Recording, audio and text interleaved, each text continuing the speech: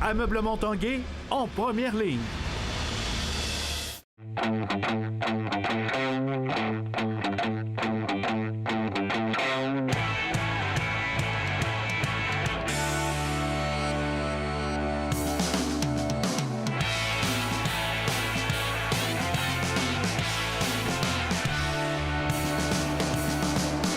Salut, ici Jonathan Fournier, bienvenue à l'Esprit sportif. Aujourd'hui à l'émission, on vous parle de la venue d'une légende de la LNH de passage dans Charlevoix. On vous parle également de ski acrobatique, de basketball collégial, de volleyball universitaire et de boxe. Mais tout d'abord, le hockey des Remparts, 2 matchs en 2 jours, vendredi et samedi, en fait les 2 derniers de la saison des hommes de Patrick Roy. Voici notre fin de semaine dans le sport.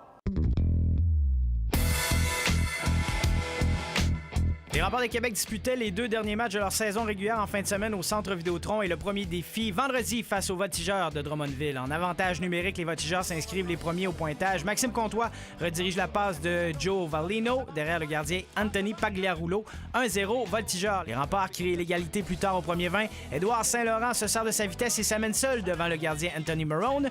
Il le déjoue d'un habile tir du revers. C'est 1-1 après 20 minutes de jeu. Après une deuxième période sans but, les Voltigeurs marquent 2 buts dans l'espace de 33 secondes, un deuxième pour Comtois et le 39e de la saison de Nicolas Gay. Puis, avec 35 secondes à jouer, Maxime Comtois complète son tour du chapeau dans un filet désert. La marque finale, Voltigeurs 4, Remparts 1. Après la rencontre, l'entraîneur-chef et DG Patrick Roy est satisfait de ses joueurs, mais pas du calendrier de fin de saison. Je suis vraiment content de la performance de notre équipe parce qu'on a un calendrier de marde. Un calendrier de marde. Jouer à Bécomo un mercredi soir. Après ça, rentrer à 4 heures. On était supposé rentrer à 4 heures du matin. Puis là, on joue vendredi, samedi. C'est un calendrier de marde. Le lendemain, les Saguenayens de Chicoutimi s'amènent à Québec. Les Saguenayens ouvrent la marque avec un but de Vladislav Kotkov qui bat Jessiman à sa droite avec un tir précis dès la mise en jeu dans le territoire des Remparts. Chicoutimi poursuit sur sa lancée avec un but de Hendrix Lapierre en avantage numérique. Lapierre, seul dans l'enclave, marque sur la passe de Zachary Lavigne. En milieu de première, les Remparts se manifestent pour ce premier but de Thomas Caron qui récupère le retour de lancer de Félix-Olivier Chouinard sur la séquence. Un 8e pour Caron cette saison. Beaucoup d'actions en première période. Les Saguenayens reviennent à la charge avec un but de Liam Murphy. La partie se termine pour le gardien des Remparts, Carl Jessiman, qui a accordé 3 buts sur 5 tirs à ce moment. Anthony Carmine Pagliarulo fait son entrée. Deuxième période, les Remparts plus menaçants. Pierrick Dubé saute sur le retour de lancer de Philippe Kourachev et marque en avantage numérique. C'est 3-2. Plus tard en deuxième, toujours en avantage numérique, Philippe Kourachev prend son temps et bat le gardien des Saguenay entre les Jean-Pierre. C'est 3-3 au Centre Vidéotron. Quelques minutes plus tard, c'est au tour de Luke Kotkevicius de récupérer un retour de lancer dans la zone payante et marque pour porter le compte à 4-3 Remparts. 3e but des Remparts en deuxième, toujours en avantage numérique. Les Saguenay attendent la 3e période pour revenir dans le match. Le gardien Pagliarulo fait l'arrêt sur le tir de Niassiev, mais Vladimir Kotkov est prêt pour le retour. Son 2e du match, la marque est de 4-4. Un match très robuste entre les deux rivaux, mais c'est les Saguenayens qui auront le dessus. Félix-Antoine Marcotti et Liam Murphy viennent clouer le cercueil des Remparts et remportent le match en fin de 3e. Défaite des Remparts 6-4 devant 14 000 spectateurs à Québec. Les hommes de Patrick Roy terminent la saison au 11e rang du classement général avec une fiche de 27 victoires et 28 défaites. Les séries éliminatoires s'amorcent vendredi face aux Mooseheads d'Halifax au centre Scotiabank. Coupe du monde de ski de fond. Alex Harvey a terminé tout juste à l'extérieur du top 10 samedi à Falun en Suède en style libre, donc 11e position pour Alex Harvey. L'athlète de Saint-Féréol-des-Neiges sera de retour en sol québécois aujourd'hui en préparation pour la finale de la Coupe du monde qui seront présentées à Québec du 22 au 24 mars prochain. Il s'agira de la dernière compétition en carrière pour le fondeur de 30 ans. Les Chevaliers de Lévis ont débuté la série demi-finale de la Ligue Midget 3 par une victoire de 2-1 face aux Lions du Lac-Saint-Louis dimanche à Charny. Les joueurs de Mathieu Turcotte ont connu un très bon match. Début de Charles-Antoine Dumont et Nicolas Daigle. Il s'agissait d'une 7e victoire d'affilée en série 2019 pour les Chevaliers. La série se poursuit mardi, 19h30, toujours à l'Aquarena de Charny.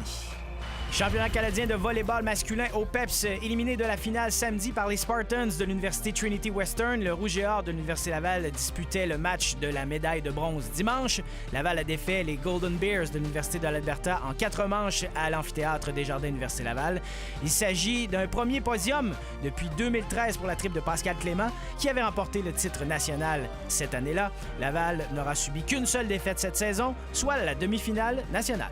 Le Rouge et Or remporte la médaille de bronze L'équipe féminine de basketball des Dynamiques a vu le titre de championne canadienne leur échapper au terme d'un affrontement des plus serrés en finale du championnat canadien de basketball féminin qui se tenait au Cégep Sainte-Foy. Une défaite crève-cœur à l'issue d'un match qui s'est terminé par la marque de 74-69 au profit des Broncos de Old College. Portés par la foule tout au long de la partie, les représentants de Sainte-Foy ont dû se contenter de la médaille d'argent à l'issue du tournoi. Gabrielle Cloutier a remporté le titre de joueuse du match avec une fiche de 12 points, dont 3 points. Le championnat canadien junior de ski acrobatique se tenait en fin de semaine au centre de ski Le Relais. Les meilleurs athlètes canadiens de moins de 18 ans de ski de boss et de saut étaient du rendez-vous. Il s'agit d'un événement qui renaît depuis quelques années et qui accueillait une centaine d'athlètes en boss et 65 en saut acrobatique ce week-end. Plusieurs athlètes de Québec ont tiré leur épingle du jeu. Florence Laroche et Louis Paradis remportent les médailles d'or de leur catégorie en boss, tandis que Rosalie Gagnon, Tommy Larochelle et Anthony Noël ont aussi atteint la première marche du podium en saut. Félicitations à la relève de la capitale nationale. Pour son deuxième combat professionnel samedi, le boxeur de Québec, Lexon Mathieu, ne s'est pas attardé dans le ring. Il n'a eu besoin que de 98 secondes pour forcer son rival à l'abandon.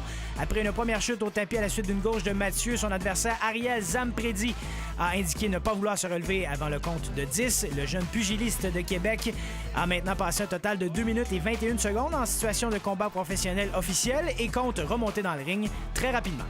De son côté, Clovis Drolet a remporté les 8 rondes sur les cartes des 3 juges pour garder sa fiche immaculée. Méthodique, le boxeur de 27 ans de Beauport a dominé l'Argentin Rodrigo Mazeres du début jusqu'à la fin. Drolet, qui ne s'est pas battu depuis novembre, livrait un premier combat de 8 rondes en carrière et un deuxième à 158 livres. Clovis Drolet l'a remporté par décision unanime. Coupe du monde de Big Air à Québec, alors que Mère Nature n'avait pas facilité la tâche aux organisateurs. Le tout se met en place pour samedi soir. La planchiste de Stoneham, Laurie Blouin, est repartie avec la médaille d'argent du Jamboree. Encore une fois cette année, c'est l'Américaine Julia Marino qui a décroché la première place de la Coupe du monde de Big Air. Pour l'athlète de Québec, cette compétition est particulièrement importante. Après sa récente victoire aux X-Games, des milliers de spectateurs étaient présents pour encourager la planchiste. Aussitôt que c'était moi, j'entendais du monde crier « Laurie! » J'étais un peu surprise de mes scores, honnêtement, mais je suis vraiment contente de faire un podium à la maison. Puis c'est un sport jugé, puis on peut le faire. Blouin a eu plus d'ennuis avec sa bouteille de champagne que sur la piste. Elle a dû demander l'aide de Marino. Après la pause à l'esprit sportif, le 3e meilleur pointeur de l'histoire de la LNH de passage dans Charlevoix.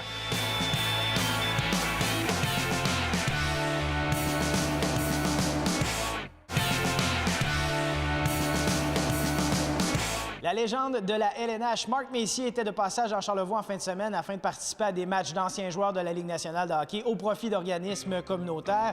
Marc Messier est en date d'aujourd'hui, encore, le 3e meilleur pointeur de l'histoire de la LNH, mais il croit bien qu'un jour, il sera rattrapé.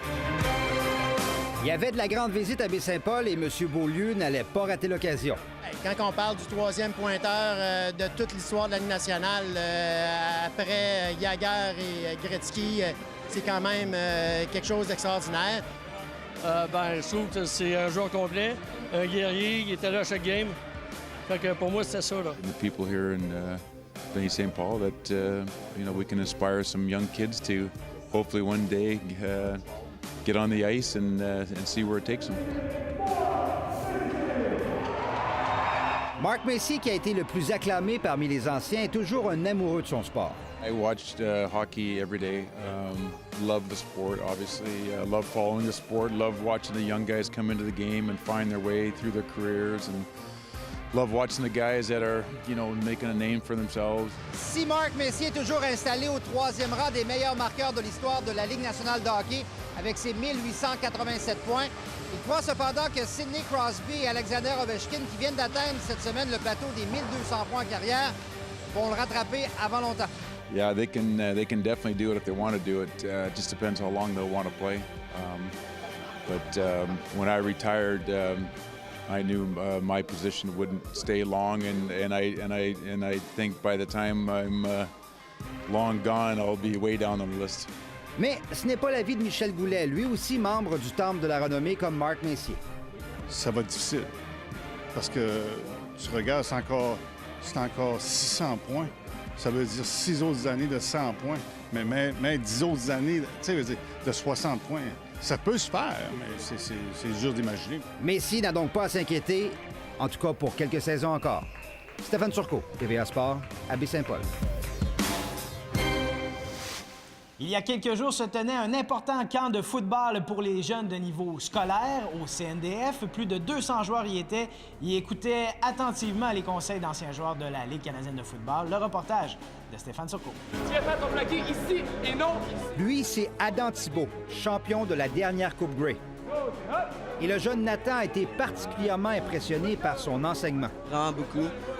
Mes coachs, ils m'ont vraiment aidé pour mes plaqués, surtout à matin. Là. Ouais. Coach, c'est qui? Là-bas, mais je me rappelle plus son nom, mais il est vraiment cool. Gagné la Coupe Grey cette année, c'est Adam Thibault, l'ancien du Rouge. Ouais. Tu savais? Ouais, je sais. Ça, il me rappelle plus de son nom. Qui les X? Lève les mains, les X. Ils sont 14 anciens ou actuels joueurs de la Ligue canadienne de football à participer à ce camp de football au CNDF. À cet âge-là, tu es passionné de football, tu peux pas en avoir assez, donc c'est excellent. Deux pratiques par jour, ils ont des meetings, tout. Ça fait vraiment... ça les met dans une situation de camp professionnel ou camp universitaire. Je les trouve choyés. Moi, dans mon temps, c'était pas tout à fait ça il y a 15 ans, mais je trouve que c'est une belle expérience pour eux autres de côtoyer des joueurs professionnels. Seul camp du genre au Québec en semaine de relâche, on a rapidement affiché complet. 230 jeunes joueurs de partout au Québec sont inscrits. Avoir eu 500 places, j'ai eu 500 jeunes. Là. C'est vraiment un camp qui est en demande. Donc, en ce moment, j'avais au moins... Là, il y a beaucoup de joueurs, beaucoup de parents qui m'ont téléphoné, qui étaient très déçus de ne pas pouvoir avoir de place. Je vous dirais que début décembre, j'avais plus de place. Vraiment, les jeunes ont 2 pratiques par jour. Donc, c'est des courtes pratiques d'1h30. Ils ont toujours un atelier, soit une conférence, une conférence nutrition, une conférence, ça va être sur la prévention de blessures, les coups à la tête. Et les jeunes sont déjà séduits. Je souhaitais m'améliorer en tant que joueur. Parce qu'ils nous montrent des techniques que nos autres coachs ne nous avaient pas montrées. Puis se faire coacher par des vrais joueurs, c'est vraiment le fun. Un jour peut-être, ce seront eux qui viendront enseigner. Stéphane Turcot, TVA Sport, à Québec. Ici Jonathan Fournier, c'est tout pour l'Esprit sportif. Carl Larouche est de retour demain. On se dit à la prochaine. Ciao!